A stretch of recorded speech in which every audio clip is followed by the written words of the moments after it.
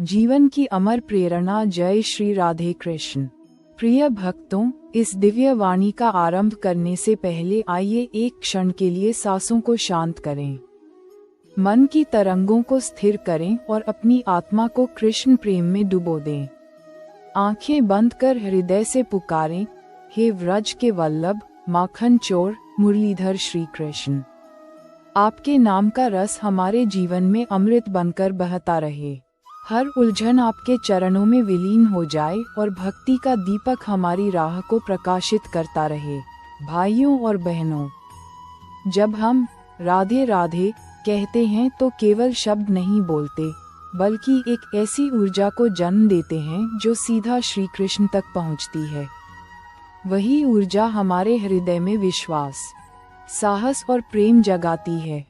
जीवन का खालीपन और कृष्ण की आवाज, कभी कभी हमें लगता है जैसे जीवन हाथ से फिसल रहा हो, सब कुछ करने के बाद भी कुछ अधूरा रह गया हो। मन बेचैन हो, दिल उदास हो और भीतर गहरा खालीपन महसूस हो। ऐसे क्षण में अचानक कहीं भीतर से एक आवाज आती है, मैं हूं ना, तू अकेला नहीं है। यह आवाज और किसी की नहीं, स्वयं भगवान श्री कृष्ण की होती है।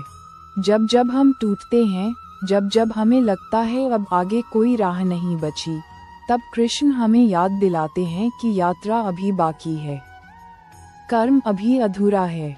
अर्जुन की दुविधा और हमारी जिंदगी। महाभारत का युद्ध क्षेत्र केवल कुरुक्षेत्र नहीं था, वह तो जीवन का प्रतीक था। अर्जुन के सामने उसके अपने थे, भाई, गुरु, रिश्तेदार, और उसे उन्हीं पर धनुष उठाना था। उसकी स्थिति वैसी ही थी जैसी हमारी जिंदगी में होती है। हम भी कभी रिश्तों के बीच, कभी मोह माया के बीच, कभी सही गलत के द्वंद्व में खड़े होते हैं। अर्जुन कांप रहा था, आंसुओं से भीगा हुआ था, उसका शरीर शक्ति खो चुका था। और तब श्री कृष्ण ने कहा, अर्जुन, तू उन बातों पर शोक कर रहा है जिनके लिए शोक करना उचित नहीं है। यह वाक्य केवल अर्जुन के लिए नहीं था, ये हर उस इंसान के लिए था जो जिंदगी में किसी मोड़ पर टूट जाता है।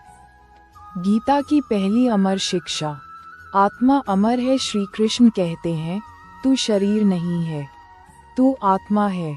आत्मा कभी नष्ट नहीं होती। हम जिन दुखों में डूब जाते हैं, वह सब शरीर से जुड़ी चीजों के कारण होता है, पैसा, नाम, संबंध, पहचान। लेकिन आत्मा इन सब से परे है। जैसे कपड़े पुराने हो जाएं तो नए पहन लिए जाते हैं, वैसे ही आत्मा भी शरीर बदलती है।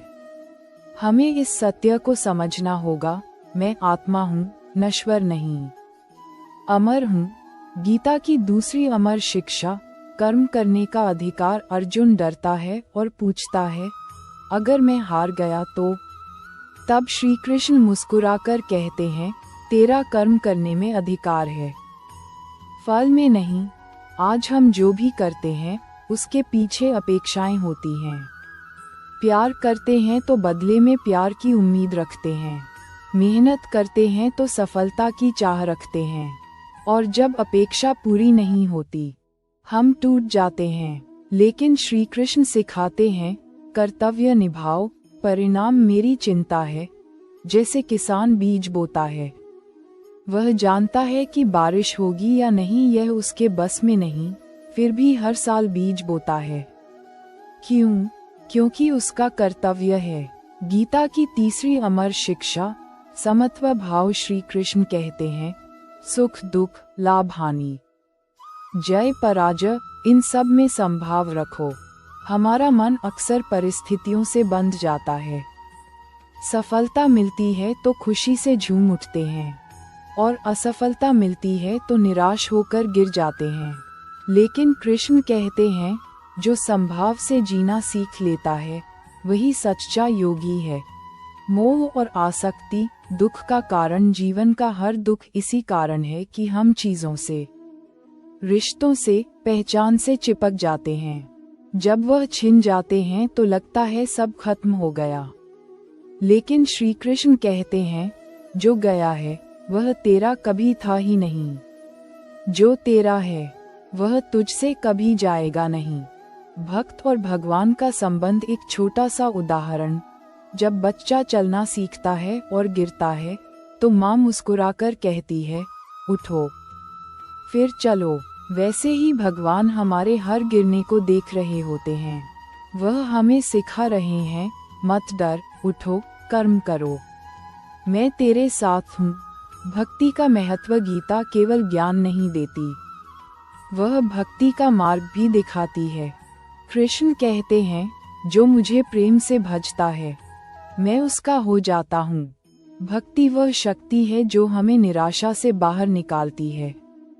भक्ति वह दीपक है जो अंधकार में रास्ता दिखाता है। निष्काम कर्म और सच्ची स्वतंत्रता। कृष्ण का संदेश यही है, कर्म करो लेकिन फल की चिंता छोड़ दो, यही निष्काम कर्म है। जब हम अपेक्षाओं से मुक्त होकर कर्म करते हैं तभी सच्ची स्वतंत्रता मिलती है। आज के युग में गीता की प्रासंगिकता। आज हर कोई तनाव, चिंता और प्रतिस्पर्धा में जी रहा है। कभी नौकरी छिनती है, कभी रिश्ते टूटते हैं, कभी समाज हमें ठुकराता है। ऐसे में गीता हमें सहारा देती है। ये केवल धार्मिक ग्रंथ नहीं बल्कि जीवन जीने की कला है। गीता कहती है, जीवन युद्ध है, लेकिन ये युद्ध बाहरी नहीं, भीतरी है। हमारा सबसे बड़ा शत्रु हमारा डर, हमारी आसक्ति और हमारी अपेक्षाएं हैं। अंतिम संदेश। प्रिय भक्तों, जब जब जीवन कठिन लगे, जब जब आप टूट जाएं, जब जब आपको लगे सब खत्म हो गया, तो बस एक पल के लिए आंखें बंद करके कृष्ण का नाम लें। वह मुस्कुराते हुए कहेंगे, मैं हूं ना, तू अकेला नहीं है।